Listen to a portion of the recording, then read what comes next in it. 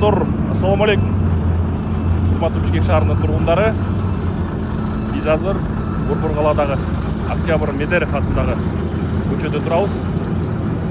Бул көчө белгилүү болгондой чыгыш тарабы 7 апрелден, батыш тарабы Панфилов көчөсүнө чейин реабилитация болууда.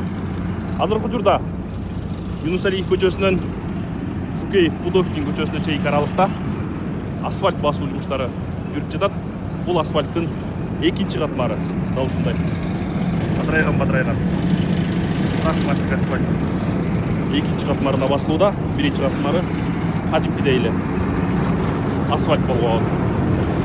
Жана жогорудагы жарыяланган видеолордун биринде биздин катталуучулардын бири, интернет колдонуучулардын бири асфальттын калыңдыгы 11 сантиметр экендигин гана айтып шакаба чеккен комментарий калтырган экен.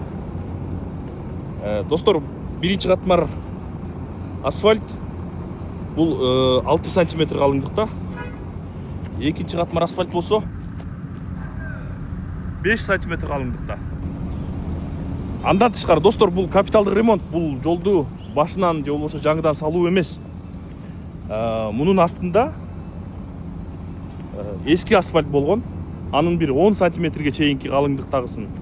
Айрым жерлеринде 8, айрым жерлеринде 10 сантиметрге чейин эски асфальт сыйрылып алынган. Ошондо ошонун үстүнөн 12 сантиметр, 11 сантиметр калыңдыктагы ушул асфальт басылууда капиталдык ремонттун алкагында. Эски асфальттын 11 сантиметр, 10 сантиметрин, балким 8 сантиметрин сыйрып алгандан кийин анын астында дагы бир 10 сантиметр, 20 сантиметр, айрым участоктарда 30 сантиметрге чейинки эски асфальт бар. Анын үстүнөн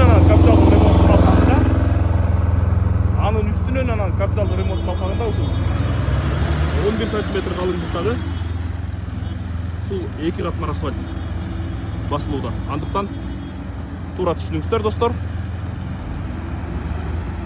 Бул жер болсо алдыда Жукеев Пудовкин көчөсү, ары көздөй Жүсүп Абдырахманов, андан ары Иван Панфилов көчөлөрүнө чейин бул көчө реабилитация болмокчу. Бул участок Юнус Алиев көчөсүнөн Жукеев Пудовкин көчөсүнө чейин аралык. Кудай буйрса жакында бүгүн эртең жол белгилери чийилет. Экинчи катмардан кийин жол белгилери чийилет. Жол белгилери орнотулат. Андан кийин бир жуманын ар жак бер жагында бул жер ачылып, унаа кыймыл үчүн пайдаланууга берилмекчи. Саламатта туруңуздар.